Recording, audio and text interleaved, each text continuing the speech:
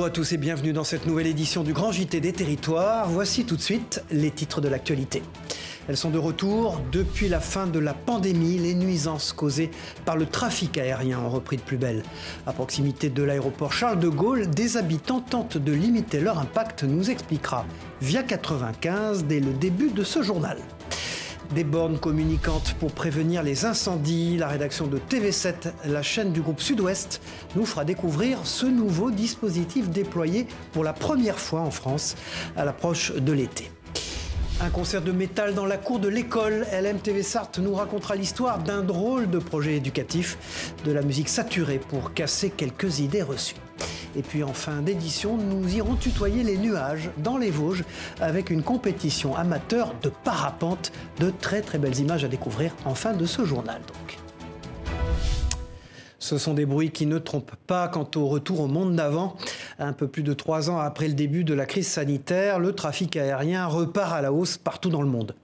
Conséquence, les nuisances du secteur ont fait, elles aussi, leur retour. Exemple dans le Val d'Oise où des habitants se mobilisent pour tenter d'obtenir une réduction du nombre de vols quotidiens. Reportage et explication de la rédaction de Via 95. Regardez. Des avions, matin, midi et soir, 365 jours par an, c'est le quotidien de cette habitante de la vallée de Montmorency. Des avions qui passent au-dessus de son jardin à un rythme soutenu. On a un avion toutes les minute et demie aux heures de pointe et dans le meilleur des cas, un espacement de 3 à 5 minutes entre 2 avions. C'est à peu près 430 avions par jour. Du bruit, mais aussi de la pollution, qui deviennent difficilement supportables avec l'arrivée des beaux jours. C'est un peu comme le supplice de la goutte d'eau, si vous voulez, ces avions qui passent sans cesse. Je sais que moi, ça décourage la famille de manger dehors. Quand on veut faire un barbecue, en général, mes enfants me disent, au bout de 5 minutes, on rentre parce que c'est insupportable. Pouvoir ouvrir ses fenêtres et faire rentrer un peu d'air frais. Bon, bah, ici, on fait rentrer des particules ultra fines, des résidus de kérosène imbrûlé, c'est formidable. Il y a bien eu un court répit pendant la crise Covid, mais cette année, le trafic est revenu à son niveau de 2019 et il devrait même continuer à augmenter. Alors pour cette association de riverains d'aéroports, il n'y a qu'une solution, limiter les mouvements d'avions. En 2019, on avait à peu près 500 000 mouvements d'avions dans l'année. On souhaite que ce nombre soit réduit à 440 000, soit une baisse d'environ 12% du trafic. Le 9 mai dernier, associations et élus ont rencontré le ministre des Transports qui s'est engagé à étudier le plafonnement des vols ainsi que les horaires de couvre-feu. Mais les associations restent prudentes et attendent de voir la mise en place de mesures concrètes, comme aux Pays-Bas où l'aéroport d'Amsterdam a récemment plafonné son trafic en dessous du niveau d'avant Covid. Voilà, et s'il y a bien malheureusement un autre domaine où les choses se sont accélérées depuis la fin du Covid, c'est le nombre d'incendies en forêt. Et pour tenter de ne pas revivre les feux de l'été dernier, les collectivités locales multiplient les initiatives. Dernier exemple en date, en Gironde, où une commune vient d'installer des bornes communicantes à l'entrée de son massif forestier. Une première en France, vous allez le voir, objectif, interpeller les promeneurs et les passants en leur donnant quelques informations utiles. Précision de Diane Douzillet pour TV7, la chaîne du groupe Sud-Ouest. Si vous circulez à vélo sur la presqu'île du Cap Ferret, tendez l'oreille. Notre massif forestier est fragile. Il est interdit de fumer, d'utiliser du feu, de pratiquer le camping isolé. Ce n'est pas votre conscience qui vous rappelle à l'ordre, mais bien cette borne communicante. Munie d'un détecteur de mouvement, elle délivre des messages de prévention lorsqu'elle détecte votre présence à 3 mètres. Des messages adaptés en temps réel, en fonction du niveau d'alerte. Une première en France, plutôt bien accueillie par ses passants. Super. Ça n'empêchera pas les gens de mettre le feu, malheureusement, ni de fumer, ni quoi que ce soit. À l'époque où nous vivons, vu Les incivilités, ça va être compliqué, mais c'est bien, c'est bien. Au moins, quand les gens rentrent dans le massif forestier, ils ont l'information du risque et s'il est autorisé, pas autorisé. Ce qu'il faut savoir qu'en fonction des risques, notamment le risque sévère, juste sévère, donc en orange, le massif forestier est interdit que de 14h à 22h. Au moins, là, cette borne, il y a beaucoup plus de réactivité. Comme ça, à 14h, elle délivre le message comme quoi on est en risque sévère. 8 bornes fonctionnant à l'énergie solaire seront installées dans le massif forestier sur toute la commune de Lège-Cap-Ferret d'ici l'été. Les emplacements sont stratégiques sur des carrefours de pistes cyclables en forêt. Ces bornes ont été financées pour moitié par des subventions. Au total, la commune de Lège-Cap-Ferret a investi 200 000 € dans la lutte contre les incendies. Et évidemment, on ne le répétera jamais assez, soyez vigilants lors de vos balades en forêt cet été. Arnaud Montebourg était l'invité jeudi matin de l'émission Face au territoire sur TV5 Monde. L'ancien ministre de l'économie et désormais entrepreneur s'est notamment exprimé sur la situation économique du pays. Regardez cet extrait de son interview. D'une certaine manière, je ne peux que me réjouir, d'une part, des 50 milliards du plan France Relance qui permet de financer la renaissance de l'industrie. On ne peut que se réjouir qu'il y ait des investissements étrangers sur le territoire national, mais en vérité, l'objectif pour la réindustrialisation décarbonée de notre pays, c'est l'équivalent, disons les choses, c'est l'équivalent de relocaliser entre 50 et 70 milliards de chiffre d'affaires sur notre territoire. Donc c'est entre 500 et 1000 usines, celles qu'on a perdues dans la grande crise de 2008-2009, qu'on n'a pas retrouvées. Là où les Allemands ont préservé, ont mis du chômage technique, du quoi qu'il en coûte avant l'heure du Covid, ils avaient fait ça, et ils payaient les ouvriers à repeindre les usines qui n'avaient rien à faire, mais nous on les a mis à la casse, et eux ils les ont gardés. Conséquence, ils ont 23% du PIB qui est consacré à l'industrie. Donc attendez, ces 50 à 70 milliards de relocalisation, on ne le fera pas avec seulement l'État. On le fera avec les milliers de PME sur le territoire qui ont des projets dans leur carton, qui ne sont pas financés par le système bancaire, donc il va falloir réformer le système bancaire, qui ne sont pas aujourd'hui dans la tête des entrepreneurs en mesure de faire naître, et où il n'y a pas, parce qu'il y a des problèmes de recrutement considérables, parce qu'on n'arrive pas aujourd'hui à recruter déjà dans les industries existantes, comme on va faire pour la nouvelle agriculture et la nouvelle industrie. Face au territoire avec Arnaud Montebourg est à voir ou à revoir sur le site internet de TV5 Monde et des partenaires de l'émission. Ouest France, Nice Matin, 20 minutes, La Montagne, le magazine Le Point et France Antilles. France Antilles, justement, parlons-en avec cette nouveauté pour le quotidien. À partir du 20 juin prochain, le journal sera de nouveau imprimé à Pointe-à-Pitre, en Guadeloupe.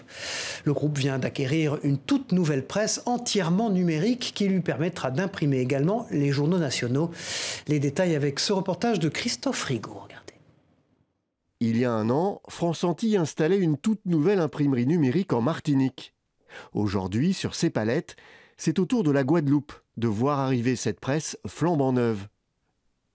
France Antilles pourra désormais imprimer sur place son journal grâce à cette machine dernier cri. Une nouvelle imprimerie qui permettra de conforter la présence d'une presse locale papier dans les Antilles. Nous sommes un lien social. Je prends l'exemple en Guyane. Nous avions arrêté le papier. Donc quand on avait repris, le papier était arrêté. On l'a relancé il y a à peu près 3 mois. Donc on sort un hebdo et on vend 2500 journaux toutes les semaines. Donc ça veut bien dire qu'il y a une appétence. L'arrivée de cette imprimerie entièrement numérique va également permettre à France Antilles de se développer, en plus de son édition locale. On va imprimer toute la presse nationale. Donc on va imprimer jour J, Le Monde, Les Échos, Le Parisien, L'Équipe, tous les journaux nationaux qui étaient acheminés 2 fois par semaine par avion. Installer cette presse venue des États-Unis en Guadeloupe a également été un défi logistique. À la manœuvre pour convoyer, déballer et assembler la presse, il y a cette entreprise spécialisée dans le transport maritime. Savoir-faire à la fois dans la partie technique, c'est-à-dire déballer, approcher sur le site de production, mais également dans une expertise douanière qui est quelque chose d'important car il faut respecter l'ensemble des procédures, voire même de conseiller et surtout conseiller notre client. Après une période de test, la nouvelle imprimerie numérique de France Antilles devrait sortir ses premières éditions à partir du 20 juin prochain. Ils sont les contrôleurs de la Marine nationale, les guetteurs sémaphoriques. C'est leur nom, exercent un métier méconnu du grand public, mais néanmoins essentiel pour la sécurité des côtes françaises. Et c'est pour mieux faire connaître cette profession que des portes ouvertes étaient organisées il y a quelques jours dans le Finistère. Objectif, attirer les candidats pour pallier les difficultés de recrutement. Un sujet de Maël Delmure pour TBO, la chaîne du groupe Le Télégramme. Well understood. How many people on board? Du haut de leur vigie, les guetteurs sémaphoriques ont comme mission de surveiller les espaces maritimes, aériens et terrestres afin d'assurer leur mission de défense maritime nationale. Des sémaphores, il en existe 58 en France qui sont implantés sur les points stratégiques du littoral français. En Atlantique, nous comptons 25 sémaphores qui sont répartis depuis Saint-Cas jusqu'au sémaphore de Sokoa à Saint-Jean-de-Luz. La particularité de la façade atlantique, c'est d'avoir des sémaphores insulaires, comme celui du Stif à Ouessant.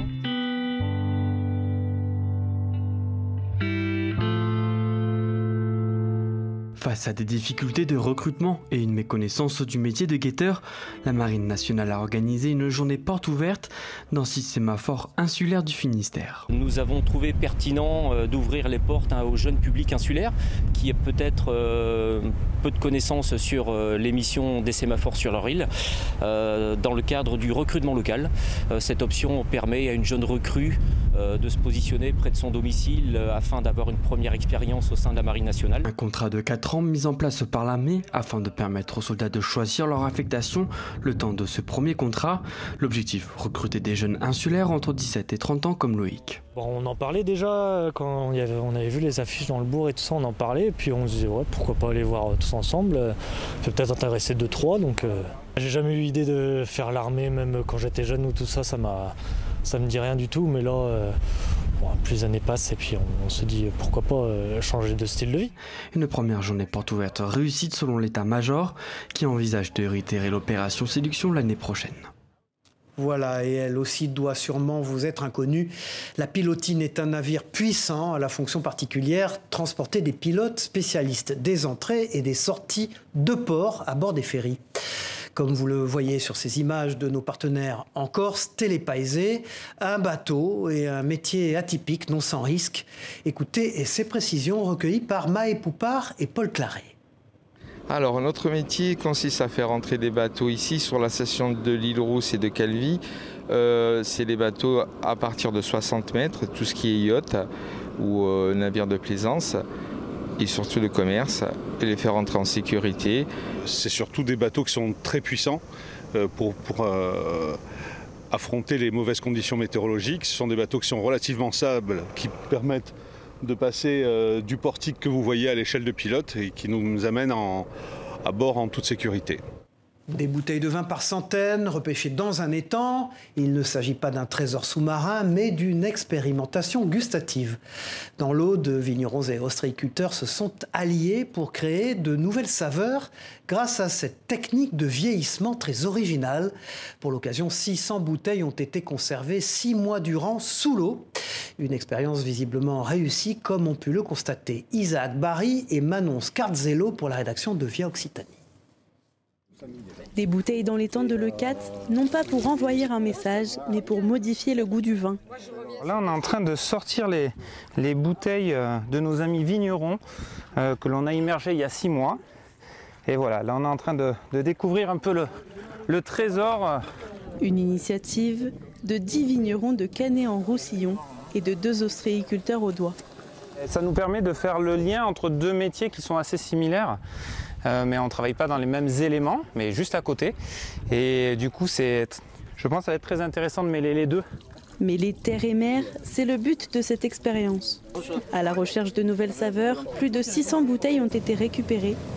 Un goût différent par rapport aux bouteilles habituelles, lié aux nouveaux paramètres de vinification.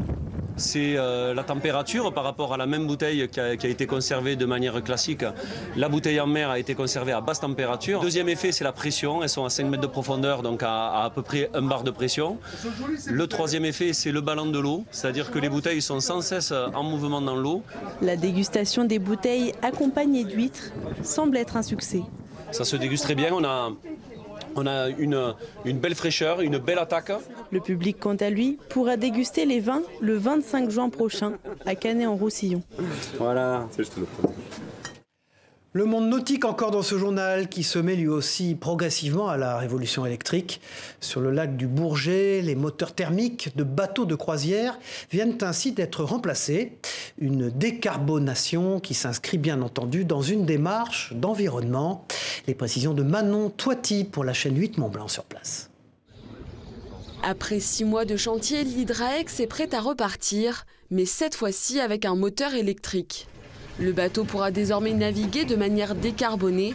C'est un projet qui s'inscrit dans une démarche de transition écologique.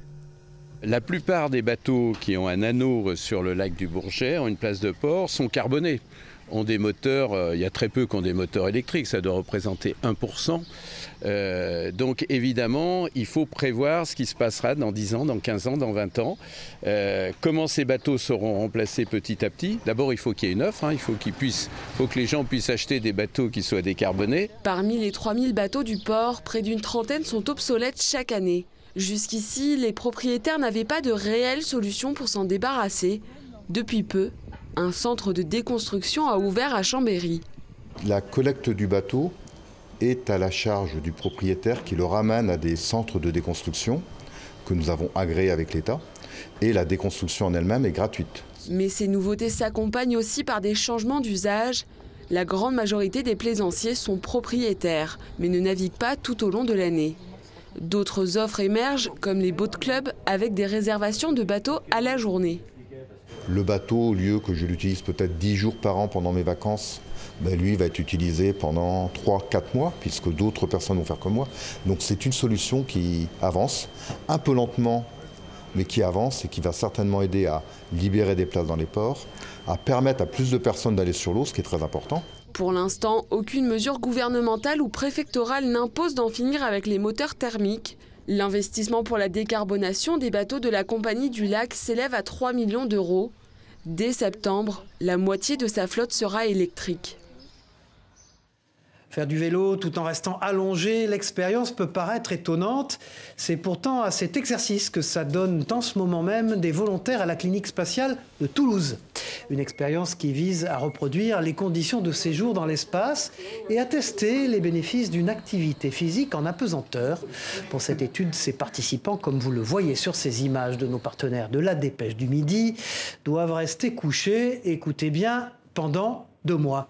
Les précisions au micro de Manon aussi. Dans l'espace, il n'y a pas de gravité, on parle d'impesanteur ou de microgravité. Et cette centrifugeuse va recréer une gravité artificielle.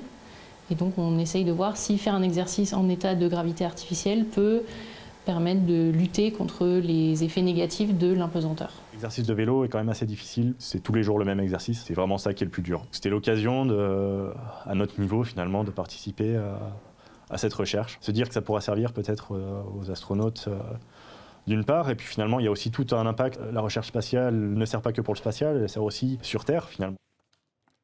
Il est l'une des représentations emblématiques de l'histoire esclavagiste en Martinique. Le Nègre Gwo Siwo est devenu aujourd'hui un personnage phare du carnaval sur l'île. Figure de liberté mais aussi d'expression, il fait l'objet d'un projet photographique pour le moins évocateur.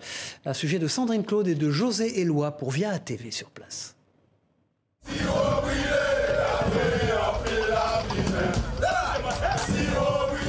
Pour se métamorphoser en Nègre Gwo Siwo, quelques étapes sont à respecter.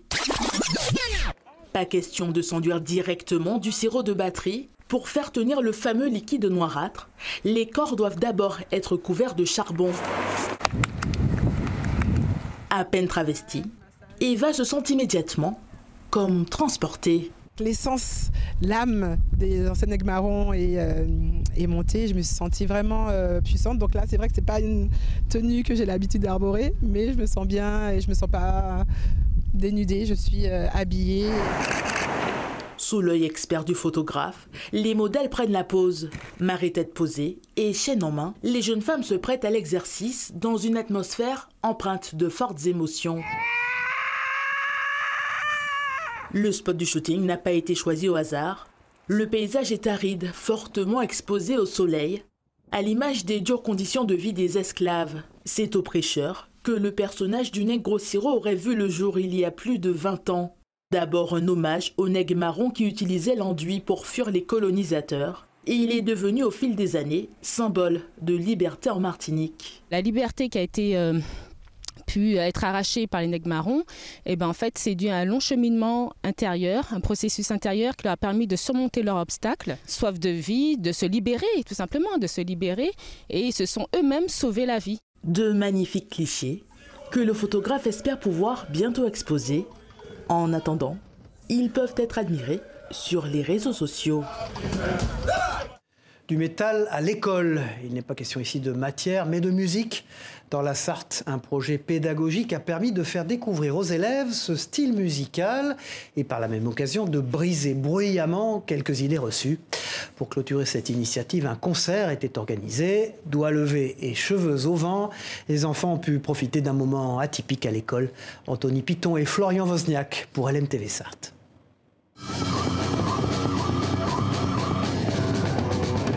Leur musique fait bouger les têtes à l'école d'Arnage. Concert exceptionnel de Cryogénica à l'excision. Le groupe de death metal fait l'unanimité dans le public.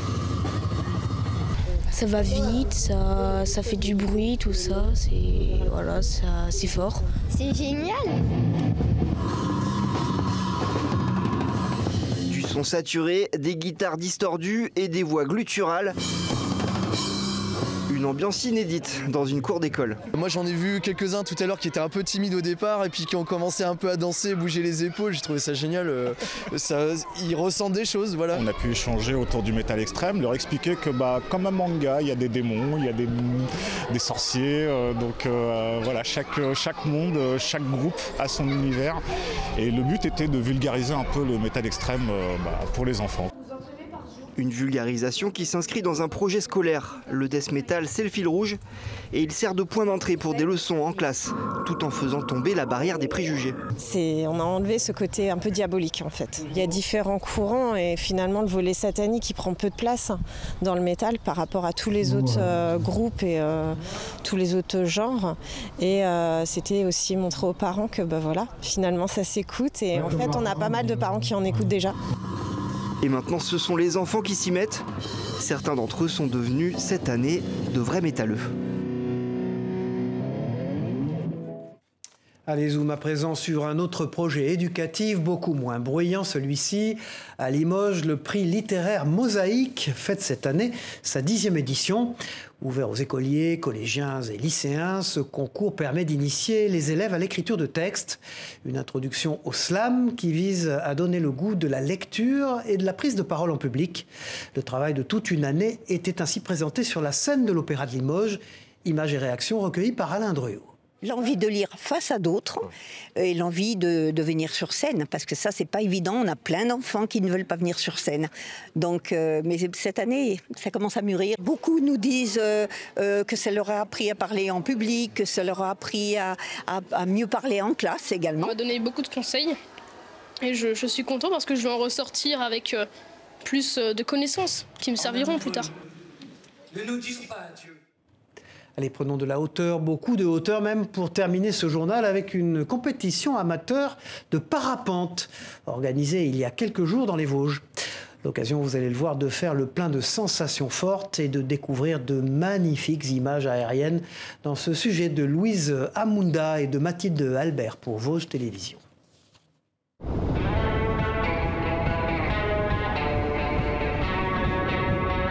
Et si l'on prenait un peu de hauteur, à plus de 1200 mètres d'altitude entre les Vosges et le Haut-Rhin?